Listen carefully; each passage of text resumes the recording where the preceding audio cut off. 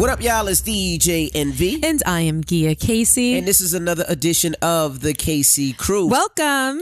Now, we know we missed the day we were supposed to come out. Yes, we are delayed. And the reason we're delayed is there was a nor'easter in the New York City, New Jersey area that actually took our power out. Yes. For the last 2 days. Oh, what a 2 days it's been. Now, of course, we have a generator, a backup generator, but it's kind of my fault. I haven't checked it. And the reason I haven't checked it is because the last time we actually had to use it was Sandy, which was 5 years ago. Right. And it's kind of like one of those things where you don't check it until you have to use it and then you just pray that it works. Well, it didn't work. So we've been sitting in the cold, sitting with no electricity, no power for the last 2 days. But we finally got it back on and it came back on maybe 20 minutes ago. Yeah, it's been a nightmare. It's been a nightmare.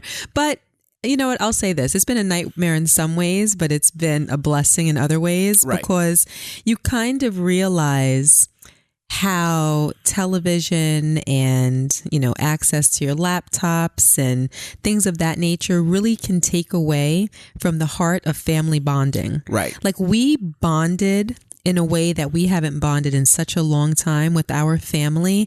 And it felt so good. I mean, we were freezing in the process. We weren't freezing, but we it was were cold. freezing. It was cold, but it wasn't. Okay, so I had on a tank top, a long sleeve tee, a hoodie, a robe over the hoodie. I had on leggings, fuzzy pajamas, and 2 layers of fuzzy socks. It wasn't that cold. You get cold for any reason. If it's 76 degrees in the house, you're cold. So don't say that. The kids weren't that cold. We all slept in the family room. Yes. It was 7 of us. No, 8. 8 of us. Plus my mom. Your mom, yeah, and our dog. So it was 8 of us in the dog in the family room. And Wait. We set up, well, we didn't, but the kids set up forts. Right. So they took all of the cushions off of the couches, put them all on the floor and kind of created like a family bed, and then took all types of other things that they could find, cardboard boxes and whatnot, and set it up all around the room and put blankets over them. So they were like, it was like a complex of mini forts. Right. And that was really cool. So we all slept in those. I have a wicked strained back and a stiff neck right now. yeah. Like I can't look over my left shoulder to save my life. Right. Like at all. Well, like I'm in pain right now. Well, I'll rub your shoulder and your neck out after this. I don't want you to. Okay. Because you are horrible. You are the worst massage therapist on the planet. You cannot. I wouldn't even let you rub my leg. Okay, then I won't. Then fine. fine. But we did that, and we let the kids put on a concert yesterday, which turned into like a family concert. It was like a talent show. I mean, but they called it a concert. Oh, they called it a concert. They didn't call it a talent show. They called it. They're like, we want to do a concert. So we did a concert for Christmas. We gave them like a microphone stand, like Correct. One of those cheesy. I don't know. Is it like Fisher Price? I don't know. It was battery operated though. Like one of those microphone stands, and oh my gosh, we heard all types of Twinkle Twinkle Little Stars and Itsy Bitsy Spiders. Madison sang the Star Spangled Banner. No. London sang the and Stars. then Madison tried to sing it, and then London told her, "Don't copy me. Get your own material." Right. Jackson sang the theme for. Was it PJ Masks? No, PJ Masks. Isn't it Paw Patrol? And then he sang the theme for Paw Patrol. Right. And we were clapping like they just won $100,000 prize. And I did. My grandmother got ran over by a reindeer, which was totally inappropriate. Just because it's snow outside doesn't mean Christmas. That's the song I could think of. And the kids loved it. They did. I got to stand ovation. Brookie was clapping. Brookie was losing her mind for every performance. She was putting those hands together, wasn't she? You made Grandma perform. Yes. What did Grandma sing? Oh, because she can't necessarily remember different songs. I was like, sing Jingle Bells, inspired by your grandma got run over by a reindeer. She did, and she sang Jingle Bells, but she turned 2 of the words around. Everybody was dying. Right. Like, She was crazy, and then Gia told one of the worst jokes ever. Don't talk about my joke. That is like one of my favorite jokes. You know that one person when you go to a party or you go to a function, they have that one joke and they tell that joke and nobody laughs but them? Everybody laughs. What are you talking about? Tell a joke. I'm not telling the joke. Tell the joke. Rashawn, you're going to try to have me looking crazy right now. Tell a joke. If you don't do it, I'm going to do it. I'm going to say that was your joke. Tell a joke. I'm listening. But hold on. You gonna lie? The first time I told you that joke, you weren't dying laughing. Tell the joke. No, just look at me in the eye and tell me you didn't think it was funny. But now you don't remember. Now. Tell a joke. So you're gonna put me on Front Street. All right, this is Gia's joke, right? No. Okay, go ahead. No, but you're gonna screw it up. You're not gonna say it right. Tell a joke then. All right. All right. 2 muffins get put on a tray and get placed into an oven. One muffin turns to the other muffin and says, "Wow, it's hot in here." And the other muffin looks at him and says, "Ah, a talking muffin!"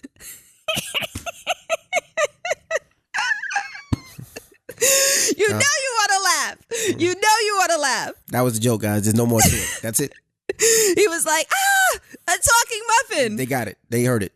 They heard it. Nobody laughed. Like, if you listen right now, that's all right. That's the so podcast. London Dead. Cried herself to tears. Okay, she was like, "A talking muffin." Yeah, why are you putting me on this island by myself right now? As a comedian, you shouldn't laugh at your own jokes. That was funny. That was funny. I've found that joke funny for the past 10 years. Don't do it. See? What? All right. Okay. That's how you set me up? That's how you set me up? Just making it awkward. All right. Well, let's get to the podcast. First, don't forget we have a live show going down April 15th, and I promise there will be no talking muffins at the show. April 15th is our live show. It's less than 100 tickets available. Come on down. We'll have a good time. And you know what? One thing I love about the show, I check my DMs and we go through your DMs. There's so many different people coming from out of town. We got people coming from Toronto. We have people coming from Miami. We have people coming from the UK. A couple is flying in from the UK to come to the live show. So hopefully you will, and I'm not going to say hopefully, you will enjoy yourself. And like I told you guys, I promise you we will be doing more live shows. The shows are not the same, so you don't have to worry about, well, I went to the last show. Is it going to be the same? No, it's going to be absolutely positively different. Come to the show. Come on out. We have a good time. Again, it's Sunday, April 15th, and you could go to the highlineballroom.com. I think there's 5 weeks or 6 weeks left to the show. Get your tickets. It will sell out. And the crazy thing is when it sells out, everybody be like, yo, I didn't get my tickets. I'm telling you now, they sell out so fast. There's 5 weeks left. Get your tickets now, please. All right, highlineballroom.com, because once it's sold out, there's nothing I can do because we can't book over. So get your tickets, and hopefully we get to see you in April. All right. Yes. All right, let's get to this show. All right. Well, like I said, the podcast is late because we were out of power. We didn't have power. It was a nor'easter. Our nanny, and it's crazy. Our nanny gets 1 day off a week, right? Right. And the day that she always takes off is always the day when it's a snowstorm. That school is closed, right? Yeah. So Gia and I is running around like a chicken with no head. So it's always crazy. So we didn't have time to tape it, but we're back in action today. So today, we were on Instagram, on social media, and I was looking at Quicksilver. Now, DJ Quicksilver is a DJ friend of mine from D.C., Maryland. He has a show on radio down there. It's called, I believe, The Fam. And he has a co-host. And one of his co-hosts, he has two co-hosts. One, his name is 5'9". The other one's name is Danny Starr. I never met either of them. I don't think. Maybe in passing, but I'm not too familiar with them. Of course, I know Quicksilver. Now, on the show today, your phone's ringing, baby. I make sure that ain't nobody important. Nobody important? All right. So on the show today, and I just want to say, side note, stop calling me about solar panels. I don't want solar panels on my house. I get about 3 calls a day about solar panels. I don't want solar panels. I press 2. Don't you ask them to take you off of the list? I try to get taken off of every list. They try to take me off the list, and I don't want solar panels. Okay. Back to the story. So Quicksilver on his show today, and the only reason I'm talking about it is we talk about topical thing, and it's bigger than their show and what they were doing. This is about relationship issues because we talk about everything relationships. I guess the co-host, her name is Danny Starr, was looking for a nanny or looking for a babysitter to help with her children. Right. I don't know how many children she has. I really don't know much about her. It doesn't matter. So I guess she put it on air. Hey, I'm looking for a babysitter, and I guess people were hitting her. I guess a young model hit her up. I guess she was pretty, and said, "Hey, I have nieces and nephews. I have babysitted before. I've helped raise them. I have credentials. I would like to possibly babysit your kids." Mm-hmm. So I'm guessing, and I'll say allegedly because I'm not sure. I didn't listen to the show. I'm just seeing clips that I heard on the different networks and everything, social media networks, I should say. And Danny Starr, I believe, said, no, I don't want you because allegedly you're too pretty. You're too pretty to watch my kids and to be in my house. Well, the way that the potential babysitter put it is, yes, I have credentials, I have experience, I helped raise nieces and nephews, especially, I helped raise nieces and nephews in the past. I am a model, I'm an actress, I'm a singer. Right. You know, so that's basically the path that I'm on, but I can work with you in the interim. Right. And based on that information of her being a singer, model, actress, I believe that Danny Starr inferred that she's attractive and Correct. then turned down the offer based on the fact that she's attractive. Right. And she might have even said, you know, I don't want anybody pretty working for me. And Right. I'm sure it wasn't in those words exactly, but that was clearly the message that was conveyed to this potential babysitter. Right. So on the show today, I guess the girl that was turned down reached out to the show's producer. She came on the show and, you know, they had kind of like an argument on the show. Now, at first they said that, you know, that Danny Starr was ambushed. She didn't know the girl was coming on the show. Then they came back and said, no, all three members knew. Co-hosts. I hope she wasn't ambushed. I know Quicksilver. I don't think he's that type of individual. He seems like a straight up person, and knowing his character, I don't think he would do that. I just don't play when it comes to life situations. And when I say life situations, I've been doing radio a long time. When it comes to family life outside of radio, I don't play. Mm-hmm. When it comes to shit on the radio, jokes and side stuff, that's fine. We could play all day. We could joke all day. That's cool. I can't tell you when to take things personal and when not to. But when it comes to family and shit outside the radio that I got to worry about and I got to repair and I got to fix, I don't play that. People know that. So what I think happened was she made mention of needing a babysitter on the air on the show. Right.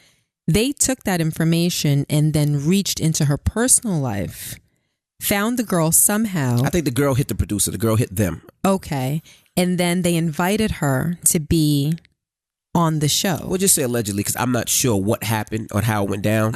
So then allegedly they invited her to be a part of the show. According to Danny Starr, she had no idea that the girl was being invited, and as a result, she felt ambushed. Correct. So the way that she paints the story, she walks in and has no idea that that girl is going to be there.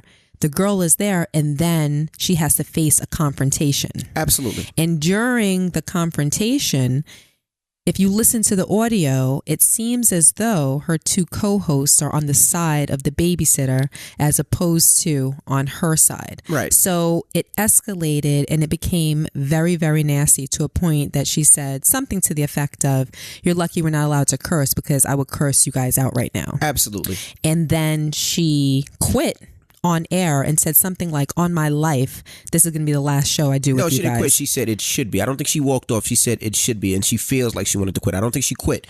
I think she said she felt like it. Quicksilver came back and apologized on his social media platform and said he was sorry. He said all three hosts knew. He said the show is planned prior and all three hosts knew what was going on. So I don't know. I don't know if it was a skit. I don't know if it did happen that way. I don't think it definitely, that to me did not come across as a skit. I don't know. Or fake at all. It didn't come across that way. Right. At all. I don't know. Like I've said, I've done radio for a long time. We've done skits where people thought was real and they weren't real and they were upset of a situation that's not real. So I've seen it done all the time. But I didn't want to talk necessarily about what happened with them. I wanted to talk about the actual situation. Mm-hmm. Now, Danny Starr. Now, I don't know the rules and regulations about what's prejudice and what's not. But legally, right. Right. But I agree with Danny Starr when it comes to I hire whoever the fuck I want to hire at my house. Mm-hmm. I don't have to worry about prejudice in my house.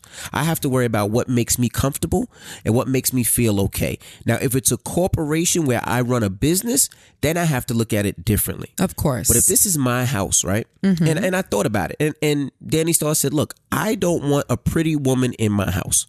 She said that, and she said this on when she was on the air. She said that her husband has cheated on her before. Mm-hmm. And she feels away. She also said that her father cheated on her mother with a babysitter. Right, absolutely. And because, so that's been her life experience. And because of that, and that doesn't mean that her husband won't cheat if the babysitter's ugly, but not for nothing, I'm not going to give him that opportunity if I'm hurt. And the same way, you have never cheated on me ever in life. You have never even given me a remote feeling of any way, right? Me. Yeah, you, yeah.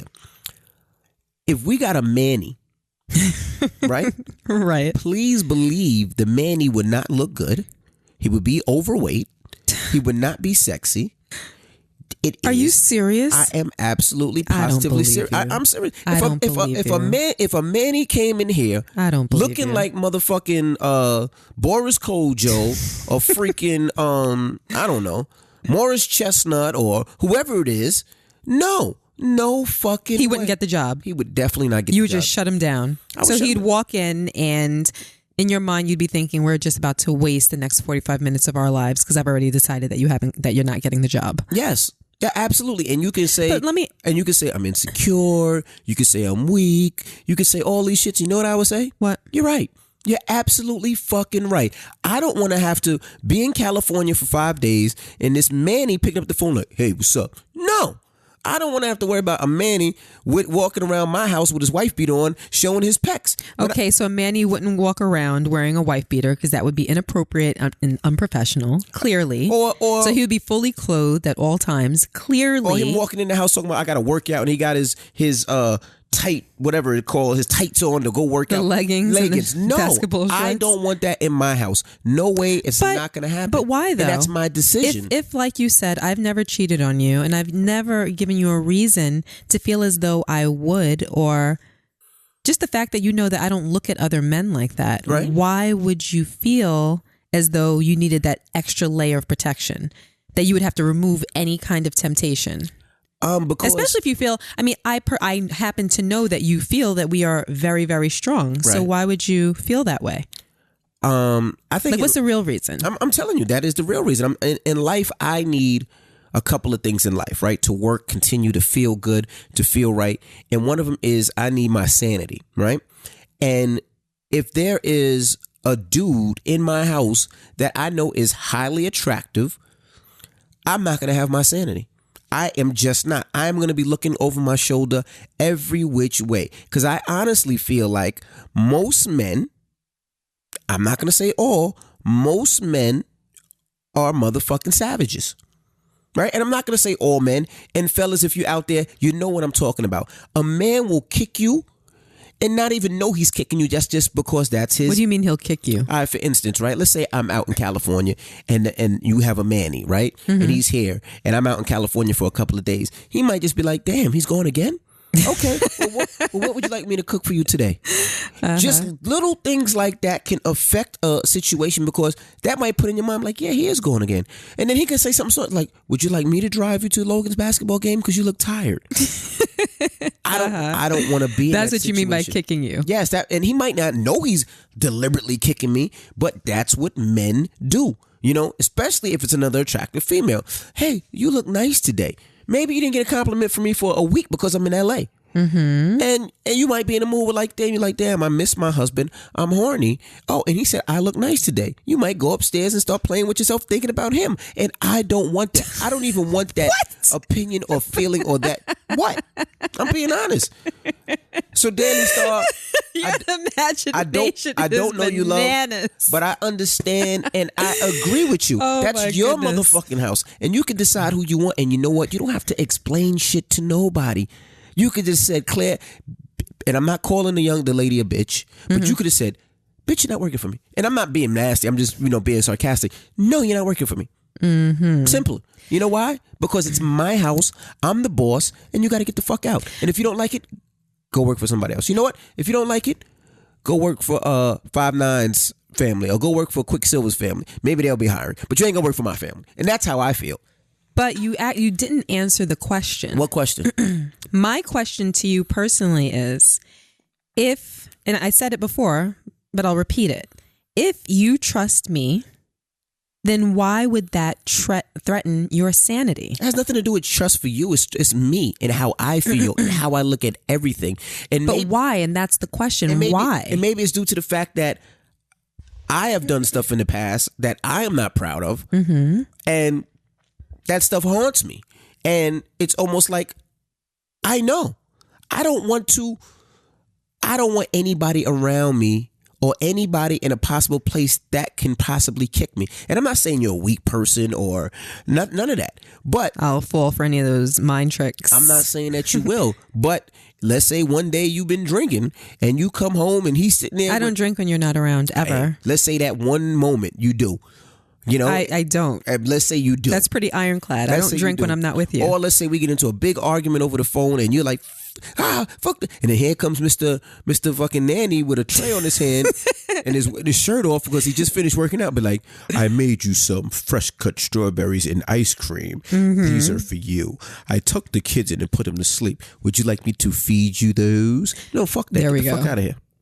Okay. So it has nothing to do with you. It's more about me. Okay. All right. So what do you think? Well, I don't know how I feel about you feeling that way. It has nothing to do with you. I understand. The same reason why I don't want you to have male friends. Like, I've said it time and time again. If you want a male friend, make sure they're gay.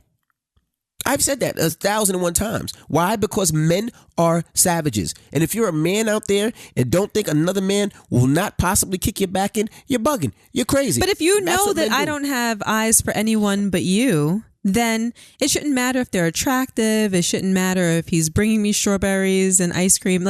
None of that matters if you know down deep in your heart of hearts that I only have eyes for you. All right. And I've proven that to you over 23 years. All right. You've never had an instance where you had to worry about me and another male. Ever. Since teenagers to now. And I mean, I have eyes. I see what's going on out there in the world. Let's take it a step further. What's the difference? A step further, right? You don't have to say no names. Has any of my friends ever flirted or tried to kick my back in even a little bit? Be honest.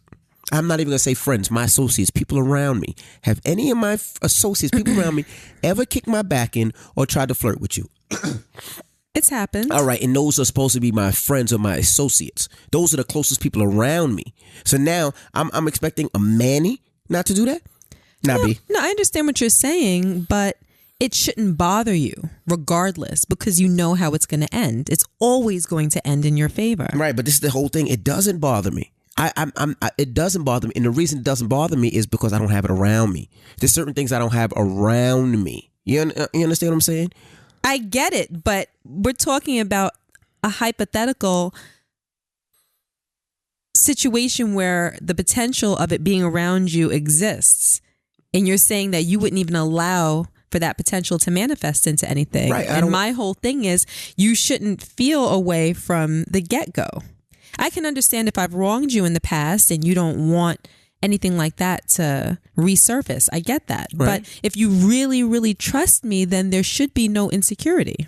I'm insecure regardless. That's just who I am as a person. That's how I was raised. And not raised with my parents, but being in a relationship with a beautiful woman always kind of made me insecure. That's just who I am. Now, I deal with my insecurities and I've been doing a great job, pat myself on the back, but I'm not fully there. And I don't want that. I don't want that stress. That I don't even want to think about it. So, like, I'm so free that I don't want that in my life. It's just like having a person that's negative energy. I don't want that negative energy, so I just keep them away. So I think maybe you might have said something that gave me a little bit more clarity. You're basically saying that you feel like you've been conditioned in a sense to feel that way since we've been young. Correct. Okay. All right. That's a good enough answer. I understand that a little bit Remember, more. I was the kid with glasses and braces and 5'4", so I always felt like, as even when we were younger, that I didn't deserve you, that I was lucky to have you. So when all these dudes used to kick it to you, whether they were athletes or actors or basketball players or whatever, football players, I always felt like I had to prove myself even more. Even though you never made me feel that way, that's what my insecurity always did. You know, and most times people, they break up and then they try again and they get over their insecurities. We never broke up. We never took a split. So I had to deal with it being with you. So the way that I deal with it is not have the shit around me. Okay. No, I understand. So what do you think? Well, with her situation, I'll just start by saying what everybody already knows, that discrimination is wrong. That's not something that you can sugarcoat. It's not something that you can cover up. But at the same time as I can shout that from the rooftops, I can also say that I understand why that is her point of view and why she makes that decision. You know, sometimes things will be wrong as two left feet. Right. But as human beings with, you know, real blood pumping through our veins, we can understand why people make the choices that they make. And it doesn't mean that you're a hypocrite. It doesn't necessarily mean that you're contradicting yourself. It just means that you're in a position where you can appreciate real life. And to me, at the end of the day, that's all that ever matters to me. What is real life? How do people really feel? It's not about always trying to say the right thing or do the right thing. As long as your intentions are good and you're operating with a clear mind and you have no motivation to hurt anybody, then I think that that's the only thing that matters. So with her, she's coming from a damaged past. Right. She grew up in a household where she was aware that her father cheated on her. Cheated on her mother with the babysitter. And then as an adult, she had the same experience where her husband cheated on her. So she's coming from a point of some kind of insecurity. And I'm not calling her an insecure female because on her show, she made it her business to say, I am not insecure. Right. But I'm sure that she's had insecure moments or maybe even questioned her security and questioned the men in her life. And it is her prerogative to make sure that she sets her life up in a situation where she's kind of like what you said, you know, I'm going to make sure that those threats are not around me. Absolutely. This way, I don't have to deal with any fallout. I'm going to pad my life as much as I can to make sure that I'm as happy as I can be. And I don't have to confront any type of disappointment. Right. And especially not something that I had control over. So she's exercising her control. If having a female that's attractive, and it doesn't mean that she's not attractive. I saw a picture of her. She's a beautiful girl. So it's not even a matter of, well, I'm not going to have someone more attractive than me, because we all know men don't just cheat with women that are more attractive than you. Same thing with women. Yeah, exactly. But so I'll change that. People don't just cheat with other individuals that are more attractive than you.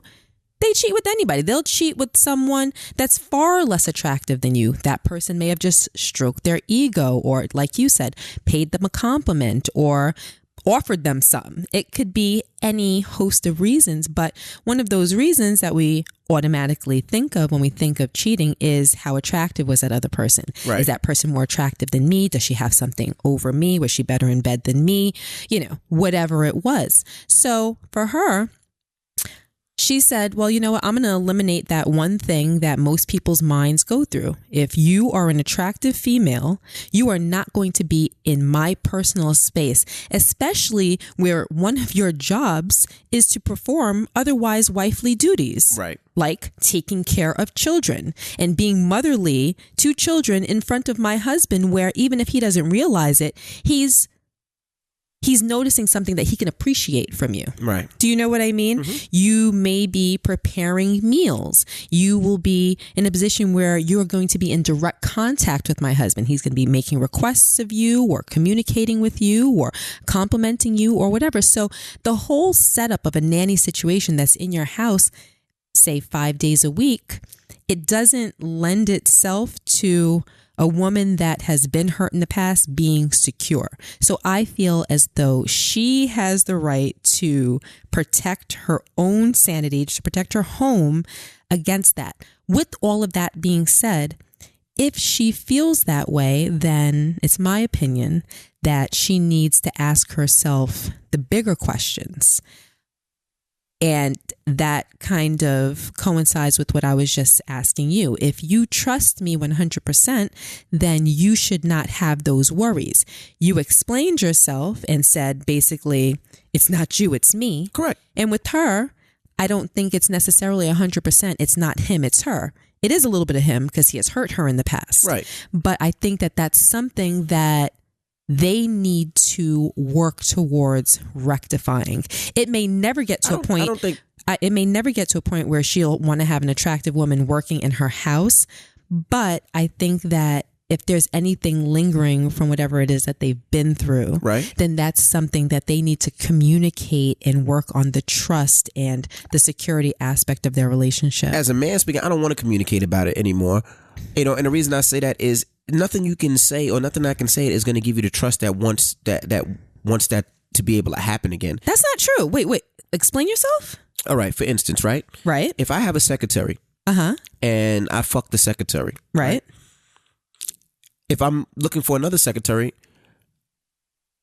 I don't want to let me reverse that. If you have a male secretary, right, and you fuck the male secretary, I forgive you, and I say, okay, let's move on. That doesn't mean I forget. Of course not, right? That doesn't mean I'm going to put a fucking another sexy secretary back into that position. No, right? I don't want that. There's nothing wrong with that.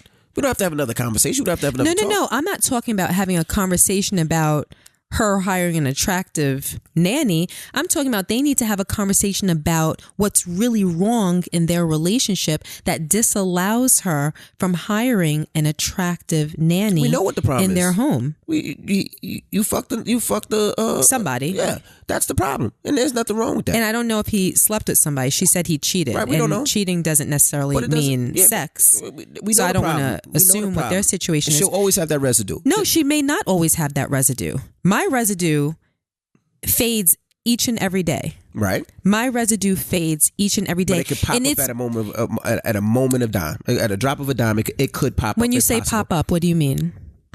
We talking about it right now, so it popped up. I don't want to talk about it. This isn't popping up. But see, here's the thing, and this is what you're talking about, the things that you've done that haunted you. Correct. You feel a way about it in this moment, having this conversation. I can see the twitch in your eye. It's so strange. Because I don't want to go in that lane. I know, but I'm not in that lane. I'm happy as a friggin' lark having this conversation. Hold on. And that's the point that I'm making. People can go through the worst of the worst. You can go through the thick of it. But in my opinion, if I have a forgiving heart and I'm letting God guide me and I allow you to make up for what you did, if I allow you to show me that you are sorry and that you spend every day making up for what you did and showing me that you are a different person whom I can trust and whom right now sitting here looking at you, I can look at you and tell you I friggin' adore you. I adore you. I adore you. I don't just love you. I adore you. I would take a bullet for you in a moment's notice. Okay? That is real forgiveness. And that's what I'm talking about with this couple. If they don't have that, Rashawn, we go to the strip club together. You can have 10 naked strippers around you and I'm throwing money. I trust you. Do you understand what I'm saying? I don't care who you're around. I don't care who you look at. And I've been wronged, which is why I had to ask that question to you more than one time, because I really wanted to understand if I've never wronged you and you don't have the same security. It baffles me because I'm on the polar opposite and I have that security with you. So when it comes to her and her husband, what I'm saying is if she doesn't feel that way, if she doesn't feel that security, and I don't know how long ago he did what he did, in my opinion, and I can be wrong, to me, and it's only because I'm on the inside looking out, I've experienced all of this, I've experienced all of these emotions, I feel as though maybe he hasn't done what is necessary to get a woman's heart back and to get her trust back and to clean the slate as much as possible so that she can feel comfortable and so that she can feel secure. Do you understand what I'm saying? Absolutely. There's work men have to do. I get so many messages from women that say, Gia, after everything that you went through, can you please explain how you regained that trust? It didn't happen in a day.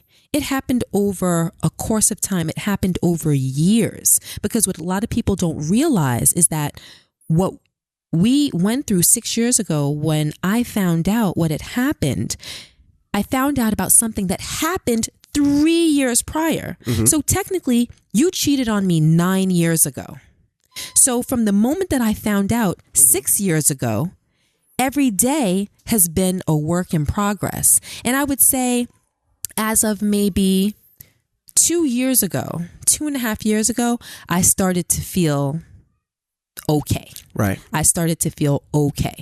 Do you know what I mean? Mm-hmm. But it took 4 years of you grinding every day in different ways, showing me how much you loved me, showing me that I could trust you, you know, putting everything right there in front of me in plain sight to see. Every time that you went out of town, like you're booking a flight before you even asked me if I wanted to go or not. Right. And I may not have wanted to go, but you're like, you're coming, because you wanted to make sure that I never had any reason ever again in life to doubt you. Correct. And that is what it takes. Women, if you've been through something like this, that is what it takes. It takes a man who's committed and is not going to get tired and doesn't have to, man, it's been 4 months, F this ish. If she ain't forgive me by now, she ain't going to forgive me then. I'm just going to have to bounce. Like you don't need a man with that mentality. You need a man whose mentality is, I don't care what it takes. I did wrong and now it's my job to restore this. And I'm going to prove to her, I'm going to put everything in plain sight. I'm going to show this woman that I love her. I want her. If you have a family, I want my family too. That is what it takes. And that's what I've appreciated about you, because I haven't been easy. Nope. From the outside looking in, people might think like, oh, it was easy. I haven't been easy. Correct. I know that it's been difficult for you over and over and over again, mm-hmm. but you never faltered. And you would say, I don't care what it takes. I'm here and I'm going to grind. And you know what? And that's what I want for her. And I've made, and I don't want to call them mistakes. I made bad decisions, because mistakes is something different. And I made bad decisions in our history. And I was going to talk to you about this outside, but I really want a fresh start. So this year, I know we have a lot to do this year. I know we got a lot of shit going on, but I want to renew our vows this year. And I want to start over. And that's because why? There's so many things that I've done wrong in this relationship that I think about all the time. You know, do you really? I do. And you know, and sometimes they come back to haunt me or haunt a feeling, and it makes me feel a way. When you say come back to haunt you, you mean just mentally? Just mentally, correct. Oh, mm-hmm. And I want to start fresh. You know, I want to renew our vows and start as a new couple. And I know we can never forget the past, but I just want to start fresh and start new and start really looking and re-pledge myself to you in front of God to start over. I really do. I appreciate that, and I love you for that. But I got to be honest with you, I don't think that's necessary. Well, I want to. You know why? But I want to from myself. I want to show you, and I want to show God. You know, I did so many stupid, fucked up shit. You know, and not just the cheating aspect, but so many things. You know, whether it was the insecure shit or I mean, we talk about it over and over on the podcast, and I want to do our vows and re-show my devotion and my sacrifice to you. You know, I used to make fun of Jackie Christie all the time, because every year they renewed their vows, right? Oh yeah, that's right. Shout out to Jackie Christie. She hits me all the time on Instagram and DM sometimes, just to say show support and everything. And I used to laugh at it all the time. I'd be like, oh, here they go again, planning another year. But I get it and I understand. You know, maybe that's their way of starting fresh every year, where they feel like they can invest into each other's lives and redo it in front of God, you know. And I want to do it. I don't want to do it every year now. I don't want a Jackie Christie situation, but I do want to do it. And then we'll talk more about it, because I know I'm just hitting you. You have no idea where it came from, but I would love to do that. There's more to talk about? Yeah, let's just do it and plan it. That's all. Okay, I'm just going to say something about that. What? I embrace everything that we've went through. Okay. And I don't know about you, if I didn't embrace it and feel as though there was some value to all of the negative things that we went through, I don't know if I'd be able to sit here and talk about it so freely on this podcast. I understand, but that doesn't mean we can't talk about it freely. But I just but what I'm saying is, I feel as though it's part of our history. It is. And I feel as though it's part of our current greatness. And if we didn't go through everything that we went through, we wouldn't be great today. We would be mediocre today. Right. Like, it's going to sound crazy, but if you didn't do a lot of those effed up things, I feel like we just might be mediocre. Right. Okay. I mean, that's do you understand what I'm saying? Yeah, absolutely. I feel like everything we went through made us strong, and it just, I don't know, it's just a concoction that for right now where we are, I couldn't imagine myself being happier. So in its own weird, twisted way, it worked. And I've said this to you before, but I feel like it was a gift and a curse. It was. I don't think, like, if you want to renew our vows, I think that that's beautiful. And I would love to do that. But for me, it wouldn't be to wipe away everything. That's not to wipe away. I want to show my devotion to you, and I want a fresh start. I want to clean. I want to, I made a vow to God and I didn't follow that vow. So I kind of want to do over. I want to start over. I want to show my dedication and devotion. Okay. And that's the reason why. So it's like you want to do it again the right way. Correct. Okay. Also, and this is a long podcast, so I don't want to hear, well, you only got one email because we already passed 40 minutes. So I'm just telling you that. Just throw that out there. And we have to get it up quick. Also, I want to say that, sometimes we talk about mental health and mental issues, and I listen to my friends and coworkers and people I'm around, and they talk about mental health, and they say, sometimes you need people to talk to. And I just want to tell everybody out there that's in a relationship, married, a couple, you have to be your boyfriend or your girlfriend's or your spouse's best friend. I know sometimes things are stressful. I know sometimes things are hard, but you got to be able to listen to your spouse and hear what they're going through and not judge them. That's one thing that I learned from you. And the reason I say that is, where's this coming from? I was talking to you, God, from the Wu-Tang Clan, right? You, God. You remember you, God? Oh, I thought you was talking to you, God. Not like, you, God. what? Okay. You, God, from the Wu-Tang Clan. And you should remember. I was talking to you, God. Do you remember you, God, or no? Yeah. From where? From Wu-Tang Clan. Besides that. Is he the one that's an actor? Yeah, he was in acting class with us. He was in acting class with us. Yes. I remember. So he was telling about, he went to go see a therapist because there were things bothering him that he never got out. And I was thinking about it, and I was... Wait, when did you see You God? He was on a show a couple days ago. Okay. And he was talking about, going to a therapist to get things out. And I was like, the crazy part is I get a lot of my problems out and things that I've dealt with in the past, whether it was my parents or relationships or friendships or whatever, business, things that I've done wrong.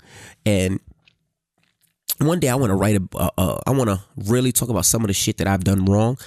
We got to talk to a lawyer because some of the stuff might not be as legal. Oh, okay. Like some of the stupid shit that I did, and a lot of it. Right, of course. That I would love to talk about and just say what my mind frame was during that time. But anyway, and I was like, I get a lot of my therapy sessions from talking to you, because when I talk to you, I feel like you don't judge me, and in a relationship, and it sounds crazy because it'd be, oh yeah, no, it's honest. I can talk to you about anything, and you don't judge me. You sit there, you listen, and you give me your honest opinion, and you try to help me go through that situation. And I've been called many different things for my relationship with my wife, and I don't give a fuck. But that's one thing that I appreciate and respect, that you are my therapy session. And I think all men and women should have a therapy session. And if you can't have that therapy session with your loved one, then you have to reevaluate your situation. And the reason I say that is I can talk to you about how I'm feeling about work, or about something that makes me insecure, or something that bothers me that I still feel about something in my past. And you will talk me through it.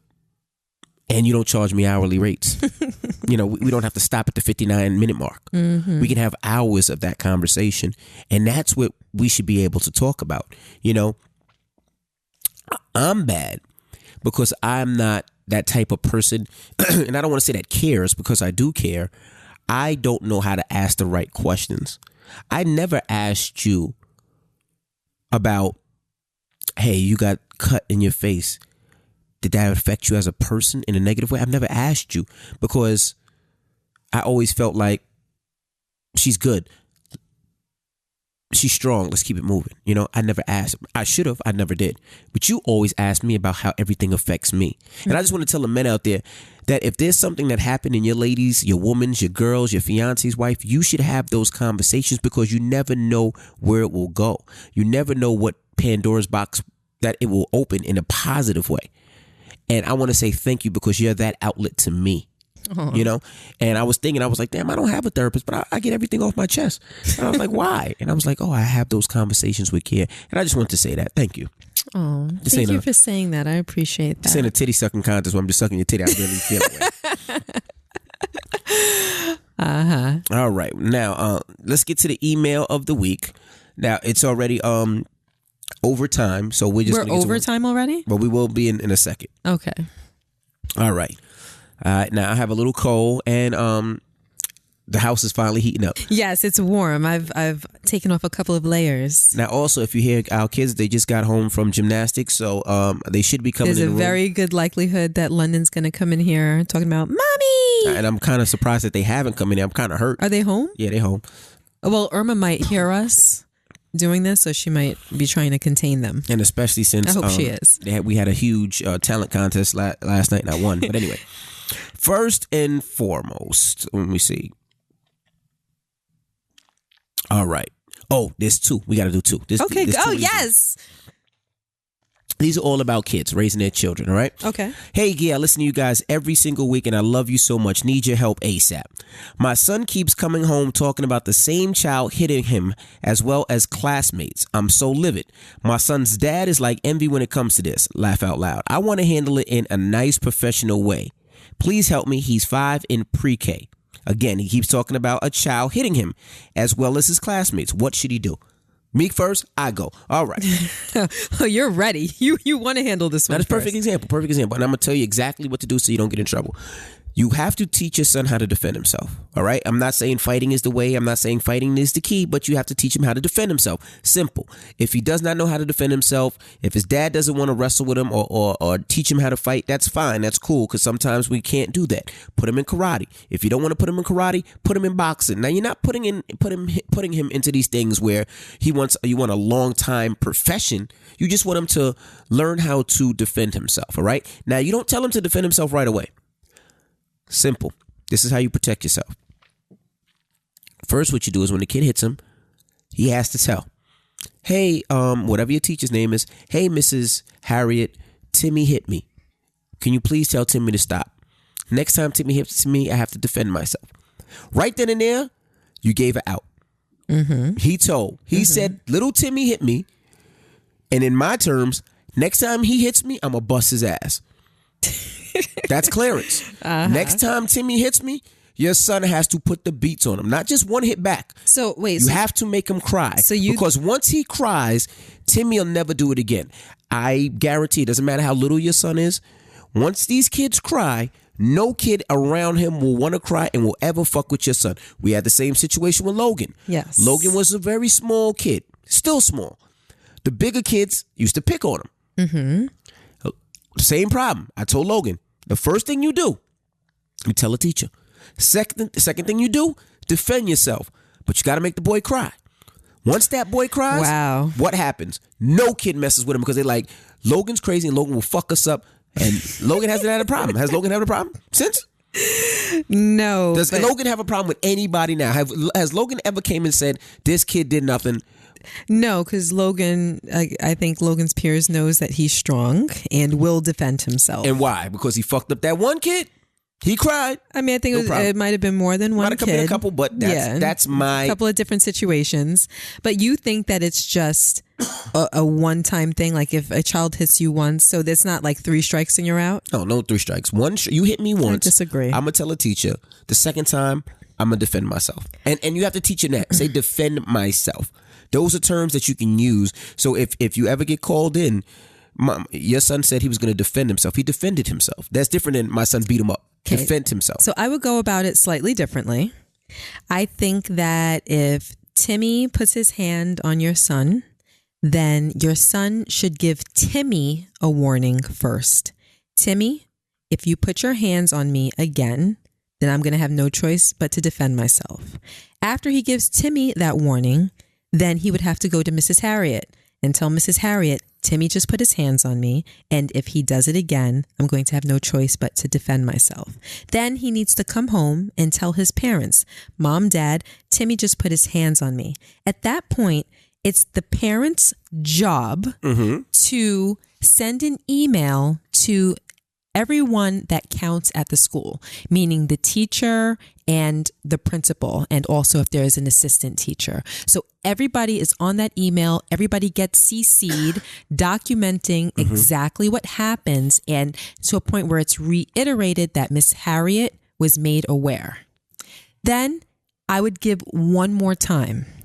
If Timmy hit my child again, I would go through the same procedures. At that point, I would make a meeting. So Timmy gets the warning, Miss Harriet is made aware, I send the email, but in addition, I create a situation where I'm sitting down with the teacher and the principal, and we're talking about what happened again and how was it handled the first time, and was the mother and father made aware as well. And then if it happened a third time, I would tell my son, if he puts his hands on you again, you defend yourself. And at that point, after my son defends himself, then I would need to see what steps are going to be taken so that it never happens again. Because this is a 5-year-old. And at this stage, kids hit. Kids hit, they push, they shove, they bite. They're so young, and especially if you're 5, you're a little bit newer to the school situation. You might have been in school since you're 3. Sometimes parents put their kids in fresh as kindergartners. Other parents start them a little bit earlier as preschool. But whichever way, you're only about 2 years in at best. Right. And you're in a new social situation. It's not just your mom coddling you and picking you up and tucking you in and telling you how amazing and smart and beautiful you are. Now you're in a class where now you have to share. Right. Now you have to share. When you're at home, your toys are your toys. And there's a chance that you may not have to share. You know what I mean? Oh, there goes my boo-boo. I heard a mommy. And then you're also in a situation as a child where you have maybe 3 people in the classroom telling you what to do. And they have so many other children to deal with that they might not be giving you that direct full-on attention that you're getting from your mom at home. And as a 5-year-old, you may have to readjust and learn how to cope with your new feelings. And yeah, you may put your hand on some other 5-year-olds or some 4-year-olds or other 3-year-olds in your class. And that is something that happens. So if my child gets hit by Timmy, I'm not going to jump and think, well, Timmy's a little savage or Timmy's a little brute.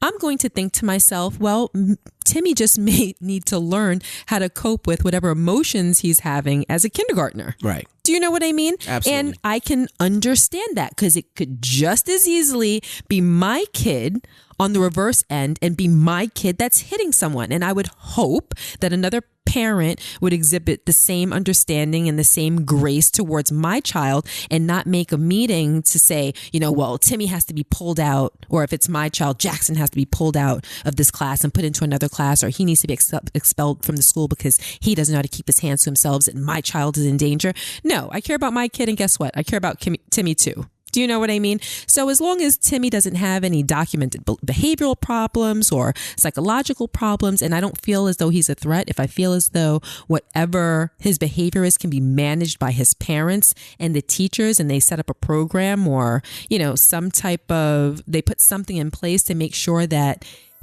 he's not a threat to the children in the classroom, including mine. Hold on a second. Important message from the Kinnelon Board of Education. To hear the message now, press 1. Okay, and I understand why you had to take that. We need to know if our kids have school tomorrow. Due to the magnitude of the storm and residual problems it has caused, Kinnelon schools and school offices will be closed Friday. Wow. Our kids' schools have been closed for tomorrow will make 3 days. Well, at least we have power. So woohoo to that. So anyway, Hold on. Let me just tell the kids. They're going to be so excited. Are you kidding me? Maddie! Right now? Hey, did you realize I was talking? I know. But they couldn't have waited till I just finished my thought? I'm sorry. I would have just liked to finish my thought. Sorry. I mean, I was excited for That's the kids. all. Hold on. I was excited for the kids. Okay, this makes up for all the times I've interrupted you. Hold on. So I don't have to cancel my flight then. Wait, you don't have to cancel your... Why not? Because remember, I was canceling the flight to make it to Logan's game. But if there's no the school, game's going to be canceled. Right. Oh, that's right. No school tomorrow. I know. Oh, they called you too? No, Logan is on it, so we checked the window. Oh, okay. All right. Hi, my baby. Hey, boo-boo. Come on, climb up here real quick and give me a kiss. Let me kiss really quick. So Madison, let me ask you a Hold question. on, say right hi, fast. beautiful people. Hi. No, say hi, beautiful people. Hi, beautiful people. I'm Lundy. I'm Lindy. Come here, Madison. How was your nasty? So Madison, now Maddie, I need right? you to beat it. Let me I ask need you a to beat it. question, Look, right? See these microphones? Me and Now, Dad what are do doing we teach something, you okay? that if somebody hits you, what Love do you you. do? What's the first thing you do if somebody Like hits you? she's when you're in wait, school? hold on. She's looking at you like, should I be diplomatic? No, what did we tell you to do if somebody hits you in school? What was the first thing you're supposed to do? Telling them, And then the second thing you do the next time that happens? hit them back. See, she still remembers. Still remembers. And that's the way she do. Hey, I'm like, we're taping the podcast and the babies just came home. I'm so sorry, guys. Hey, Brookie Chew. mommy kissy poo. Mwah. Oh, Thank you. Who loves you? what's up, babe? No, you can't touch that. You're gonna touch the mic and you're gonna mess up the Remember, whole we're taping the podcast. Okay. I love you though. I'm sorry. Bye, bye, baby. Bye, bye. You're not gonna say bye. Say bye. No, she's gonna say it, but when she. Bye. Bye, boo-boo. Okay, baby. Love you. Let me kiss. Louder. Mwah. Thank you, All right, baby. Maddie, beat this joint. All right. Bye, guys. Bye, Choo Choo. Love you. Bye, guys. But you see, it's still instilled in Madison. Madison still remembers what I taught her from this day, that if somebody hits you, the first thing you do is tell. Second thing you do is defend yourself. You see? She knew it. Exactly. Right. And that was taught since age 4. Right. So I don't really remember exactly what I was saying because you interrupted me so like savagely. Sorry. My only concern would be that my child is in a safe environment. So upon that last meeting, I would want to know what was being put into place to make sure that it wouldn't happen again. Gotcha. All right. Now, the next email. Do you want to go to the next email? Of course. What do you want to do next? You asking me if I want to go to the next email? Okay. You already know that answer. Hey guys, first and foremost, I want to say that I love you guys so much. We love you too. I attended the first show live and I wish I could have made the second one, but life's priorities got in the way. I definitely will be attending the next one. Well, I'm currently a single mom with 2 beautiful children from Long Island. 1 boy and 1 girl. My son is 8 years old and my daughter is 4. The age difference isn't too bad. They are close to each other, but they do tend to compete and argue with each other, which drives me insane. My son got very impatient when I took my daughter to her gymnastics class for the first time, and my son just whined and complained. Aw. Let me see where am I? Hold on. Oh, he even got frustrated at me and yelled in front of many parents when I took away my phone while he was playing games just so I could record my daughter while she was practicing. He became very jealous after the class, speaking very negative word towards her and nastily while she was bragging about how happy she was with gymnastics class. We've been putting him in plenty of extracurricular activities since he was 2 years old, from swimming to basketball to baseball. He's even went to Disney without his sister, and there still seems to be jealousy issue going on. I could imagine with all the children you guys have. Damn. Do you run into this issue? Please, I would love to hear what you have to say. The answer is yes. We ran into that issue with only one of our children, and that was Jackson. And that was somewhat recently. And that's Laura. Laura, hey, shout out to you, Laura. Hey, Laura. Yes, Laura. Yeah, we ran into that wall with Jackson. None of the other kids, but for some reason, when Brooklyn was born, Jackson was the only child that didn't seem to be over the moon ecstatic about it. It kind of looked like he looked at her like, all right, little baby, you came here to steal my shine? Well, it's not going to happen. And at first, he never did anything outlandish or too noticeable. But as she started getting a little bit bigger and we had to pay a little bit more attention to her, to a point that it took away attention from him, he would do little things like when nobody was looking, he might give her a little nudge. Right. He never struck her or anything like that. He might give her a little nudge. If, let's say she made a cute noise, for instance, and everybody's gushing over here like, oh, Brookie, you could see him standing there like, that wasn't so special. I know, like I'm a triple later. You know, like he didn't do anything overt, but you could tell that there was a little bit of resentment there. Right. And that might sound like it's very small in comparison to what you're going through with your older children, but we saw the seed kind of starting to grow into a plant at that point, and we it was our choice. You know, we talked about it a few times, and it was our choice to try to do everything that we could to bring them closer, number one, and number two, to show him extra attention the same way that you are. And for us, it worked. And now Brookie is 1.5, so she gives him kisses and hugs and tells him that she loves him. So he's warming up to her because I think he's realizing that she's not as much of a threat. But I personally made it my business. Like at that point, I would take him, and I'm not an advocate of babies sleeping in our bed. You know, I will repel that at every given chance. There are times where I fail. There are times where, you know, for some reason, especially if I have a sick child, where I will allow them to sleep in the bed, but it's something that I never wanted to start because I know that once you start that, it's so hard to end. But at that point, I made a choice to let him sleep in our bed so I can cuddle him and cradle him and snuggle and rub his head and tell him how much I love him and, you know, ask him about, you know, things that he's into and really just go out of my way to seem super interested in whatever was on his little 2-year-old mind and now his 3-year-old mind, because I wanted to make sure that he felt as though he was very much paid attention to. And for us, it worked. Now him and Brookie are like besties. Right. Right. And, you know, I agree with you to a certain extent. The first thing I would do, I would have to rewind, you know, no kid is going to disrespect me, you know. Right. My child is not going to disrespect me. I don't care who's around. And kids are smart. Kids know that, hey, other parents around, mom is not going to yell at me or, or pop me or do anything in front of these other people.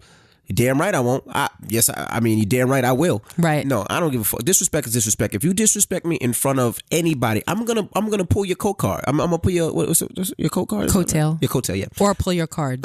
Well, I put them both together. I'm gonna pull your coat card. I'm gonna pull your coat and your card. No, absolutely. I don't care who's around. You're not gonna disrespect me. You're gonna respect me because I'm your mother or I'm your father or I'm your guardian at that time. And that's the first thing I would have checked. Well, that's a mistake that a lot of parents make. I mean, I'll be out in the mall, the supermarket. I've seen it a dozen times where it's usually a young child, say up to maybe the age of 8. But you see it between like babies and say 8 years old, where I've seen kids telling their mothers off in public, just like straight insulting them. You're ugly, you're fat, you're stupid, I don't like you. Things of that nature. And I've seen in public kids not get what they're asking for in a store, in the supermarket, and then throw a tantrum. Right. Tell their mother about themselves. There's always a mother. I've never really seen it. No, I've seen it with the father, but not too often, usually with the mothers. And I've seen kids throw themselves on the floor of a supermarket, kicking and screaming, yelling, making a scene. And my answer to that is they do that because they can. Right. Because they know that there's no consequence, there's no repercussion. The first time that my child does something like that, my child is getting yoked up and there's going to be an immediate consequence right there. Absolutely. And we've told this story before, but London, the first time that she thought that she can act up with me, I pulled her coat card real quick, like really quick. And from that point on, she has never done it again. And especially when she started going to school. Well, that time she disrespected me directly. She told me, "Mommy, I don't like you." I remember that. Yeah. Well, I'll tell it for maybe people. I didn't want to repeat it because we said it on a podcast before, but I'll say it really quickly. We have a thing in our house with our staircase. When my children were especially a little bit younger, say 2 and 3, right now they're 3 and 4, London and Jackson, I told them when they're walking up and down the stairs, whether they're walking with someone or not, that they have to either hold the adult's hand and or hold to hold the spindles. Correct. So, you know, you have the railing, which is the top part, and then the spindles are the little vertical rods, or if you have metal or whatever, that, you know, go up and down the stairs. I told them they have to hold on to that. And London wants to be a big girl. Right. So she wants to hold the railing because that's what we taller humans hold on to. So one day, I don't remember if she was going up the stairs or down the stairs, but she was on the stairs, and I said to her, Lundy, you have to hold the spindles, not the railing. I said, because it's too tall and you can fall. Well, I want to hold the railings because I'm a big girl. I said, yes, sweetie, you are a big girl, but you have to do what I tell you to do. And I'm telling you to hold the spindles. And she said, Mommy, I don't like you. And I said, what? I said, what did you just say? I don't like you. I said, mm-hmm. So I excused everybody that was around. I told everybody to go away. And I said, London, you come upstairs right now. And she came upstairs. I said, now come into my bedroom. She came into the bedroom and I said, what did you just say to me? She said, I don't like you. Mm-hmm. I said, really? I said, now put your hand out. She put her hand out. I popped the back of her hand. And then she starts to tear up. I said, what did you say? Tell me what you said again. She said, I don't like you. And I popped the bleep out of her hand again. And I said, go ahead, say it again. I'm just letting you know. You say it again, I'm going to pop you again. I said, tell me what you said. She said, I said, you're not going to say it again, are you? She said, no, Mommy. I said, okay, now you apologize to me. I'm sorry, Ma. I said, let me explain something to you. This is not the way that you speak to me. You are not allowed to say anything mean or disrespectful to me, because if you do, the consequence next time is going to be much bigger than this consequence right now. Mm-hmm. And never again, literally never again, has she spoken in any disrespectful way, any form or fashion whatsoever. But another time she came home, this is when she first started Montessori school. Uh-huh. She didn't get what she wanted. Don't remember what it was, but she threw a tantrum on the floor, fell out, legs and arms kicking and flailing. Right. And I yoked her up, shook her, and told her, we do not do this. This is not what we do when we don't get what we want. We do not do this. And the next time, it's not going to be a shake. Do you understand? I mean, I was so... And not a violent shake. Not a violent shake. Where you, well, of course not. Not like shaken baby syndrome shake, but just something to kind of get her started, to get her attention so that she understands that I mean business. Right. Something that she doesn't want to feel again. Right. Do you know what I mean? Like, it kind of goes hand in hand with her registering, Mommy is mad, Mommy's angry, Absolutely. Mommy's disappointed. I don't want to see that look in Mommy's face again. Absolutely. You know? So I shook her and I said, this is not what we do. I said, do you understand? Yes. Do you understand? Tell me you understand. I understand. Okay. I don't ever want to see this again. And she said, okay, never again has that child kicked or flailed. So I'm saying all that to say, if my child acted up in public, and you could ask any of our kids, they will get hemmed up in public in that moment. Immediately. Because you cannot set a precedent for your child to think that they can do that in front of their friends. Absolutely. Because they will show off and then when they get older, they'll have an attitude with you in front of their friends. They'll boss you around in front of their friends. How do I know? Because I did it when I was a teenager. Absolutely. Do you know what I mean? So I get it. Like, I get the mentality that you have to do something like that, because that's how I was when I was a child. Absolutely. Do you know what I mean? And my mom wouldn't discipline me in front of my friends. So I knew that I could do it again and again. And really all it was me showing off. Absolutely. Do you know what I mean? But a kid in a supermarket, you don't let them get away with it unless you want that to be a routine. Right. And I just want to ask you, do you remember that one time that Madison showed off in front of her friend when we were in the parking lot by Modell's? Yeah. And what age was Madison at that time? 12, 13? If Madison is 16 now, she was probably 12. 12. I popped her in front of her friends. Well, tell what happened. Something happened in the car and Madison got smart.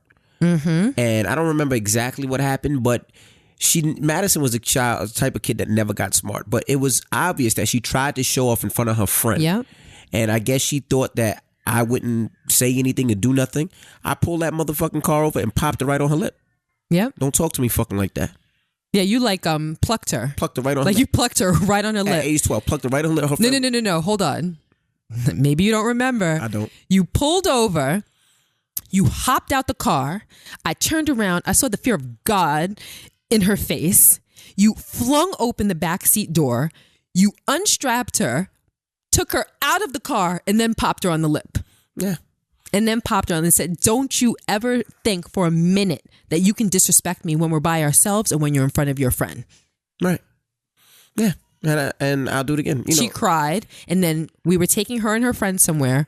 We turned around, went right back home. I called her friend's mother, and I said, sorry, but Madison was just disrespectful, and now she doesn't get the treat of going out with her friends. So I'm going to bring your daughter home. I'm so sorry, but it was Madison's fault, and Madison has to apologize to so-and-so. I'm just not going to say a little girl's name. I said, Madison has to apologize for ruining their plans. Absolutely. And I don't care. Like, our kids know that. Don't fuck with daddy. When dad says, oh, y'all want to don't bleed with either of us. Like, we don't, like, when it comes to the whole respect thing, we don't play. And I guess that's how I would sum up, my opinion about this email. Yeah. If you're a mother that doesn't play, you have to show that you don't play. And also show your son a whole lot of cushiony love. Yeah, absolutely. In the meantime. Every kid, I don't care how many kids you have, 5, 8, 10, 12, they need their own special time. I take Madison out sometimes, was just me and Maddie. Gia takes Madison out to get their hair done and nails done, was just them. And it's not about getting hair or nails done. It's about the conversation. Like today, me and Madison just had conversation about life. And those are the best conversations. I do the same thing with Logan. I might take him outside in the backyard and take the dog out with him, or we might shoot some basketball when we talk. London, I might sit here and watch Pinocchio with her and just, how was school? What's going on? Same thing with Jackson. I might go downstairs and lay on the floor with him for a couple hours and we just play cars. Just let him talk. Just listen to him. And the same thing with my little Brookie Chew. I just like to take her and just talk to her about different things. Hey, this is the dog. Hey, let's take the dog outside. Hey, Brookie, you want to watch television? I might sing with her, dance with her, make her laugh. These are the things that you should do with each and every one of your children. And you might not have a lot of time, but even if it's a little bit of time, they would love it. Because that's all that matters to them. That's all that matters. Like and today, do that. Today, the babies, their gymnastics class was still going. So Irma took them to gymnastics, and Logan had something else that he had to tend to, and you were gone. So it was just Madison and myself in the house. So Madison, the whole fort complex was her idea. So she's downstairs in the family room and she's like, Mom, I want to build a mega fort. Can you come downstairs and watch me? I'm like, yeah. So you realize you're 16, right? And like, you want to build a mega fort? She's like, I know, but who knows? Maybe I'll be an architect when I get older. I was like, okay. So I go downstairs. She builds this whole fort. And then the only thing that she wanted was for me to come inside the fort and for us to watch a movie on her laptop. That's all that she wanted. Because at this point, we still had no power. We were still freezing. Right. She's like, I'm going to insulate it. She had all types of blankets and everything, or it was insulated. And all she wanted. And then when we heard the ding-ding-ding and you came home, I just saw the look of disappointment on her face because she felt like you were going to take me away and bring me upstairs, which is exactly what you did. But we watched, I don't know, about maybe 35 minutes of her movie, and I told her when we're done taping this podcast, I'll go back down in her fort. I'm like, I'll make sure nobody takes your fort down because we have heat now. Right. But that's the only thing that she was like, Mom, please just come inside the fort with me and watch this movie. You guys came home with a Subway sandwich, and we brought our Subway sandwiches and whatnot. It was nice. All right. Well, it's time to get up out of here. Yes. How many minutes are we in? Do you know? We're about an hour 15. About to give you a big fat kiss. About hour 15. That's not so bad. All right. Well, it's time to get up out of here. And sorry for being late. Like we said, once again, that's due to we weren't late. We were delayed. There's a difference. We were delayed. And don't forget, April 15th is our next live show. Get your tickets. There's less than 100 left. It's 5 weeks left to the show. It will sell out. It's always fun. It's a great date night. We have a great conversation, a lot of fun, a lot of laughs. So we hope to see you there. And I'm DJ Envy. And I am Gia Casey. And this is the Casey Crew. Thanks for coming over. Toodles.